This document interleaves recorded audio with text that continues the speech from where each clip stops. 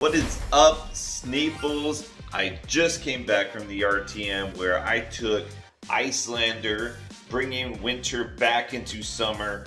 And not only was I able to get the invite to Nationals, get top 4, but I was able to take the whole thing. A 20-something player armor event. Pretty good players there too.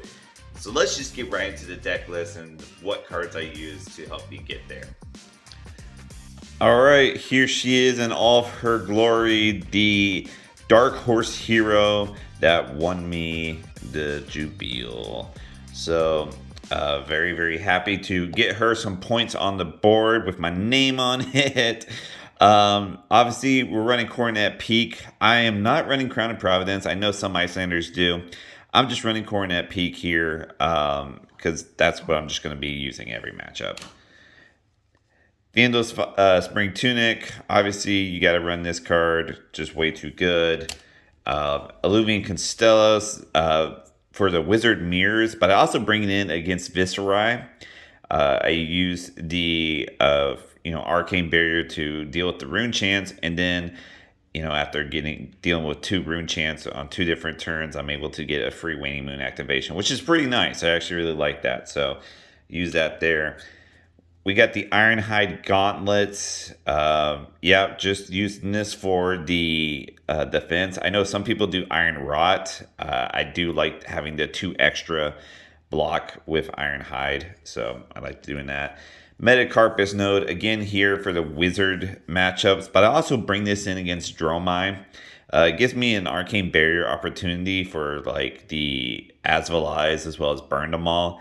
And then I don't oftentimes block like an on-hit against Dromai. So I'm able to use the Metacarpus node to get the extra push in the end to win that game. And then, of course, if you're playing Wizards, you're going to be playing Storm Shredders. Best equipment in the game, arguably, honestly. So definitely always have Storm Shredders equipped. And then, no Crickers, Aether, Ice Vein here, just Waning Moon. And then, making some Frostbites. So let's get into the deck itself now. All right, so the version I went with is Bullander. Wounded Bull, really just way too good to look past. Especially with how big Dromai is nowadays. I want to have quite a bit of poppers, and a 3 for 8. More often than not, is really good. In fact, if it's a 3 for 7, you're probably in a good spot anyway. So it's actually not bad at all. So Wounded Bull, again, played as a 3 of, which means, of course, I'm playing the Fighting Spirits. Again, this is a 3 for 7, but potentially gain some life on attack or even block. So that's the classic Wounded Bull deal. And of course, running E-Strikes as well. Oftentimes, this can be a 0 for, 1 card for 7. But I've many times have used it to just draw a card so that I can have an arsenal. Allows me to block with a few more cards from hand so that I can come in with the E-Strike and still retain an arsenal at the end. So not too shabby of a card there. Command and Conquer, we were seeing get played towards the end of the Dynasty meta. Command and Conquer, a good card to have, but not necessarily needed. But in all matchups, I do bring in quite a bit, but not all matchups I'll bring in Command and Conquer. 2 for 6, though, that threatens Arsenal is kind of hard to beat. Another card that I don't bring in all matchups, but I do have it in quite a bit, is Scar for Scar. 0 for 4 with Go Again, of course, very nice. Even if it's just 0 for 4 and that's the only thing I've done that turn, I'm presenting damage, and the secret is with this deck is that these cards here need to deal damage in order for this deck to win. So that is kind of where Iyslander is. She needs to have damage dealt to get the opponent down to low enough life to just use our Storm Shredders and go off. So that's all the physical attacks. There's quite a bit. Only in the few, actually, I don't even know if there's one matchup where I bring in every single attack. I think usually it's either Scar for Scar or Command and Conquer. It's between those. But I do have E-Strikes, Wounded Bull, and Fighting Spirit in every matchup. So let's get into the Arcane damage. And of course, we're using Iyslander's best card for Arcane, which is Aether Ice Vein. This is such a great card to be able to deal 5 damage and to take a card out of their hand. No one's running AB5 unless you're Kano, and then it's a whole different story. But this card is just too damn good to not run. And of course, we're running Rainbow. We're running 3 reds. We have 2 yellows, and then we have the 3 blues as well. So the blues are pretty nice because you can play them from your arsenal on their turn. And if they're not rocking AB3, then it's disruption that happens on their turn while dealing damage as well. Of course, you want to try to get that fuse, but you have so many ice cards that it's going to be pretty easy to do so. The yellow and reds are a different story. You can't necessarily play them from the arsenal at instant speed unless you use Storm Striders. But what you can do is put it in arsenal. It's okay with this deck to put red cards in arsenal. And then with 2 blue cards, one of them being an ice card, being able to block with 2 cards on their turn and then pay to play this and fuse with the ice card on your turn to have the effect and then put the ice card into the arsenal. It just sets up like a good turn, right? Like you're dealing big damage to them, you're taking card out of your hand, and then now you have an ice card in your arsenal to come back with on their turn. So it's a tempo changing sort of card. That's why that's why we're running Rainbow, is because it really does change the tempo, and it is good to continually put pressure on your opponent as Iyslander. So we do like Aether Ice Vein quite a bit, even in blues, especially if they're running like AB1 or even AB2. Another source of damage that we have is Emeritus Scolding. I oftentimes will pitch this card in the early game because there is pitch stacking going on with this deck for sure. And this is a card that you want to see later in the game. Now, against like the more aggressive matchups where you're not going to really get to your second cycle, maybe I'll put this in the arsenal. But this card isn't really meant for aggressive decks. It does deal 4 damage when it's on their turn, and that's when you will play it, is on their turn. But 4 damage isn't really all that much when they're an aggressive deck. You'd rather give them a frostbite at an inconvenient time or be able to take cards out of their hands. So Emeritus Scolding definitely for the more longer games, the control games. And it's a great card in the second cycle. One of the best cards. One of the ways that we can have such a reach in order to obtain the kill in the end game. Okay, next up is Ice Eternal.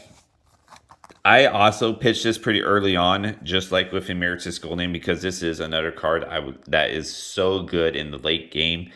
This can be played against aggro decks. It does have some disruption. It does provide frostbites to them. So that's pretty good in that sense, but honestly, it's not too much. So like against aggro decks, I still don't hold a heavy priority on trying to play this Ice Eternal. I will instead use this for like Oldums, Dromeyes, just the decks that I'll get to my second cycle with. So that's really what Ice Eternal is for, but it does block for 3, just like Emeritus Scolding, so it can always be used as block for those aggro matchups. And even control matchups, just make sure you don't block with more than 1, really. All right, and then last for our big arcane damage, we have Ice Bolt. A 2 for 3 arcane, but it's a blue, so we can play it on their turn, give them a frostbite. It also blocks for 3, so we like that too. This one's okay to play against aggro. It's only going to give them 1 frostbite, and it's a little costly to do so, so I'm not huge on putting this in the arsenal against aggro. But it's definitely better than like Emeritus Scolding in that sense. Giving aggro frostbites is really where we want to be at. And then against the later game, I definitely want to pitch these as well, because oftentimes the games that go into the second cycle, they'll have AB2 or AB3. I'm trying to get the most value out of this card, so I kind of wanted to like combo with like an Aether Ice Vein, put this in the arsenal. They already have fewer cards, and now I Ice Bolt them as well. Or I come in with an attack and put this in the arsenal, and then they have fewer cards because they block the attack, and now I can Ice Bolt them. So Ice Bolt is like used to just get that damage in, but I tend to like to pair it with something that I've done on my turn. Okay, so now let's talk about Disruption. because Iyslander is all about it. And the first piece of disruption is Channel Lake Frigid. This card is so big, it's a channel, right? Channel Mount Heroic's huge, Channel Lake Frigid is just as big. This is what we look for the aggro matchups. It's so important to try to get these out. I hold high priority on trying to put it in the arsenal so that I can disrupt the aggro turns, because just like with Aether Icevein, this is a tempo changing card. This card allows for your weaker attacks from your opponents and allows you to keep cards in hand to provide stronger attacks with. And it's not hard to keep it around for more than one turn. Basically, you play it on their turn, and that's a half a turn because, it's on their turn. They still feel it. On your turn, you could block with 3 cards or 2 cards, whatever you need to block with, and then just keep 1 ice card to use your crown of or your coronet peak. Pitch an ice card to use that, and then you keep Channel Lake Frigid around, and that's what's really nice. And then what I like to do after the fact is I like to kind of plan out how I'm going to maximize Channel Lake Frigid. Okay, so quick scenario here. We play a Channel Lake Frigid on our turn. All right, we have an Aether Icevein and let's just say like an Ice Bolt in our hands, right? And we'll say we have another Channel Lake Frigid, because why not? All right, so we pitched 1 card to play Channel Lake Frigid. We're going to block with this Channel Lake Frigid, just blocking out whatever damage they can do, because they're not going to be able to come in with blot, right? We're having a Channel Lake Frigid out, plus we give them a Frostbite because it's an ice card. So now on our turn, what I would do in this situation is I'd pitch this to the Coronet Peak to make them discard a card, and then arsenal the Aether Icevein. And the reason is because now I'm keeping Channel Lake Frigid around because I pitched an ice card to Coronet Peak. And now on their turn, they still have to work around Channel Lake Frigid. Plus, they had discard a card or pitch a card for Coronet Peak. So now they're at a 3-card hand, 4 card if they have an arsenal. But everything still costs a lot. And when you're talking about Phi, Lexi, Viscerai, 1 cost on everything is huge. So even though I don't have a blue card to disrupt them further, and I just have a red card in my arsenal, that's fine. Because now on my turn, I can go pitch a blue card to play Aether Icevein, fuse, and then use this ice card as well to pitch for Waning Moon. And now I have 2 ice cards pitched. Channel Lake Frigid gets to stay around, plus I just dealt damage and disrupted their hand once again. So that is really the maximum value you can get out of Channel Lake Frigid here. And that's really how you can take a game where it looks like you're losing because you're like down 10 health to, oh, look at this. We're like, neck and neck again. We're at the same health. But when you're at the same health as Iyslander, that's not a good thing because Iyslander gets that extra turn of Storm Striders. So that's Channel Lake Frigid, huge card. Another very, very big card with this deck is Insidious Chill. For that same reason that, it allows you to disrupt their hand so heavily. So being able to take a card out of their hand every time you fuse, especially with an Aether Icevein, this can take 2 cards out of their hand. Against the longer games, I will try to have these out, at least 2, if not 3, because they're so influential in the late game, that late game push to take cards out of their hands so they can't AB your Ice Eternal, your Emeritus Scolding, your Ice Bolt. In the aggro matchups, I do want to try to play at least 1 of these. Probably not more than 1, but at least 1. And that's a little tricky because this improves your game winning chances dramatically against aggro. But if you take a lot of damage to put this out, then it might not matter how much it improves. You might just still die. So you kind of got to find the right moment. Obviously, turn 0 is the best turn. But if you get them like with a Channel Lake Frigid and they can't do much to you, that might be the best time to play an Insidious Chill because they can't do too much on their turn to you, which allows you to have a little bit of free time to play Insidious Chill. And once Insidious Chill is out there, after that, once you fuse at all, the game becomes yours in your wheelhouse instantly. It becomes your tempo instantly. So Insidious Chill, very big card. And then finally, another very big card, only for aggro, but very big nonetheless, because aggro is always prevalent, is Blizzard. Blizzard being able to stop your opponent. It's an instant, so we don't even need it in the arsenal. In fact, we don't even want it in the arsenal. We can play it from our hand. That'll still give them a Frostbite, because it is a blue card that we are playing on our turn. And then we're asking them to pay 2 or they lose go again. So very good card here. The only deck that's running it currently. Oldhams don't even run Blizzards anymore. Okay, so next card. Brain Freeze. Okay, another aggro disruption card. Brain Freeze is one of our easiest ways to fuse. And if we have Insidious Chill out, one of our easiest ways to trigger Insidious Chill. Because this costs 0. We can play it from our arsenal on their turn. All we have to have is an ice card to show. If we have the ice card to show, then, and if we have Insidious Chill, then they have to discard a card or pay 2. And then we take a card out of their hand and put it on top of their deck. So essentially, if we have Insidious Chill out, by just paying 0, we take 2 cards away from their hand, which is insane. So Brain Freeze is very good versus aggro. Obviously, against matchups where they don't have 0 cost actions in their deck, you probably don't want to play or try to play Brain Freeze against them. It is a card that blocks for 3, so it is a good block at that point. So keep that in mind. Okay, next up, this is a newer Iyslander card, and that's Winter's Bite. So Winter's Bite is being played in Lexi right now, and the reason is because against aggro matchups, it's very good. It provides a Frostbite and has them discard a card or pay 1. It does the same thing here in Iyslander. So being able to disrupt their hand, being able to make them discard a card, give them a Frostbite. These are all things we really want to do with Iyslander. This is kind of a weird card. It blocks only for 2, but it does at least only cost 0. But I don't know. It's just it's a little harder to activate Waning Moon afterwards, but that's okay. Let's get into the card that is easier to activate Waning Moon afterwards. And it's a little less disruptive, but it does technically have some disruption on it, and that's Cold Snap. So if we have Cold Snap in the arsenal, we pitch a blue, we get to threaten to freeze an arsenal or an ally, especially if they're Dromai, or with this new prism coming up, an angel, unless they pay 1. And then, since we play from arsenal, we get to draw a card. So it replaces itself. So this card is so very good. Now, this one's a lot easier to do Waning Moon with, because you pitch a blue, and it only costs 1. So now you have 2 resources floating, which is perfect, because that's exactly how much our Waning Moon costs. And then we just pay the 2 resources and deal 3 damage to them. So for 1 blue card, we get to draw a card, give them a Frostbite, and deal 3 damage, which is pretty damn good.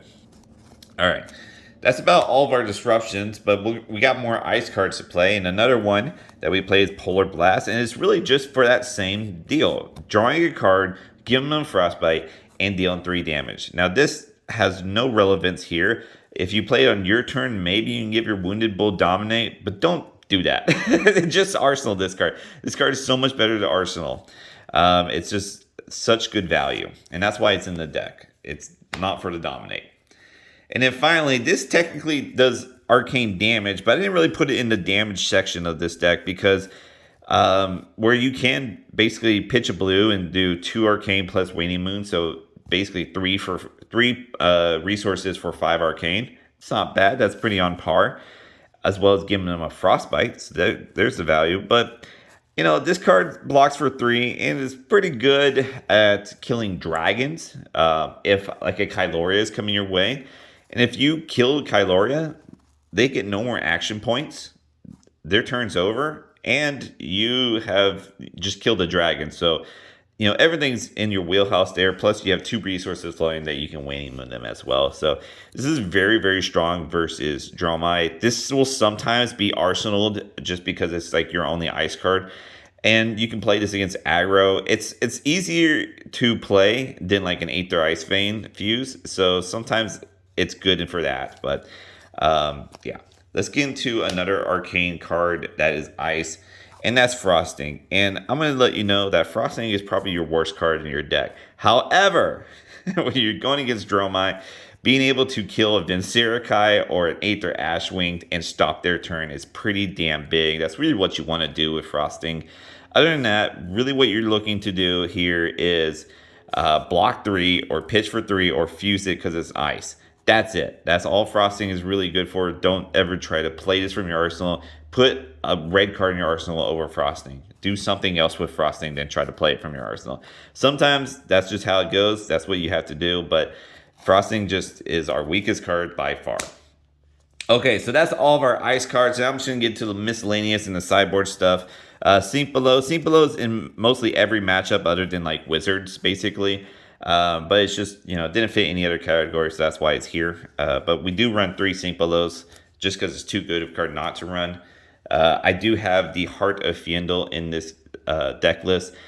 I know this is a very expensive card. If you're looking to build this deck, you don't necessarily need Heart, to be honest with you. Heart does help in the longer games like Dromai and Oldham, but you don't need Heart to win a game, especially versus aggro. You only get really one trigger off of it anyways. Okay, one card that was pretty damn big in the beginning, but it's kind of losing relevancy is Frostex.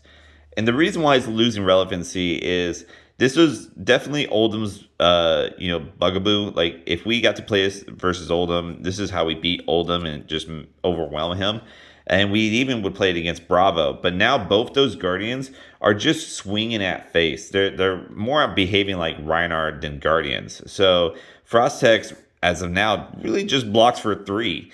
So we'll bring it in, and if the Oldham is playing like a fatigue Oldham or he's going slower, okay, we'll bring in the Frostexes and we'll play the Frostexes. But otherwise, we're really just blocking for 3 here because the Oldhams are just too aggro now, as well as the Bravos. And that's okay. We're actually more okay with them being aggro because we can win those matchups. We block real good, especially we can block for 6 here and then pitch to come in with a Wounded Bull for 8. So we actually are better off if they go more aggro. But if they go slower, that's a good card for it. All right, next up, let's talk about our worst matchup, and that's Lexi. Lexi is the reason why we're not seeing Icelanders around right now. She's very hard to deal with. She has just a lot of on hits that are too hard to block, as well as, she threatens to remove our arsenal with a few arrows and like Codex of Frailty and getting a Death Touch or something. Who knows? But anyhow, in case is one of our ways we can beat Lexi. This also helps very much against Azalea as well, because Azalea is actually another ranger that troubles us. And in case basically makes it where it's an easy card to play, and all we got to do is fuse it with an ice card. It is a red, so we do have to play it on our turn. But we basically play this, and then, especially in Lexi case, if they have a card face down in their arsenal, we basically prevent them from being able to flip over that card, which prevents them from being able to have a turn where they can shoot multiple arrows if that card that's flipped down is an arrow. If it's like a attack or like a pump or something, then they just play it, no fucking problem. But if it's an arrow, then they can only really attack with one arrow, and then they would have to decide to use snaps to keep going or not. And so that's why we like in case. It really stops Lexi from being able to have her turn. And in Azalea, it prevents the Azalea ability to give dominate to her arrows, as well as it freezes equipment as well. So it freezes tunic, it freezes skullbone cross wraps. It's pretty good there as well. Okay, and then our last card we have for that Rangers is Icebind. Just freezing the arsenal or freezing a card in the arsenal. It's really what we're going for there. We just want to, we're trying to slow that deck down, because if we could slow that deck down with Encases and Icebinds and then play like Channel Lake Frigid and then, at some point have a time to play in Sea Shield and we can win. At that point, we've done enough disruption, we can win even if they play their 3 of a kinds. So that's the whole idea against Ranger, is just disrupt them as much as possible so that they can't ever have their pop-off turn. Okay, finally, we have Energy Potions. Again, this card's kind of getting phased out. This is really meant for Oldham and even Bravo, but now they're just too aggro for this to really matter. This is still good against Kano and the Mirror, so you still play these against Wizards because you do want permanents out there, but Yeah, it's really mostly for those guys at this point now. So, all right, that is it. That is Iyslander. She is still very relevant. Now, let me tell you guys, she is one of the most skilled heroes out there. It takes a lot of skill to play Iyslander. This is not a deck you can just pick up and play. Can't do that. So don't expect immediate success. You'll definitely have to do a lot of practice with this. If you guys are interested in some how to play Iyslander videos, let me know. I wouldn't mind making them, but I only want to make them if you guys are really interested in them. But other than that, it's a deck that really rewards skill. And so if you can put the time in to play Iyslander and really master her matchups, figure out her lines of plays, then this deck rewards you, and there's no bad matchups at that point, except for Lexi. That's only really bad matchup. But other than that, Iyslander is one of the best heroes out there. So I would encourage you to try out the deck list, give it some reps into it, and have fun with it, because she is a ton of fun. So thanks for watching, guys, and I hope to catch you in the next one. Keep on fabbing.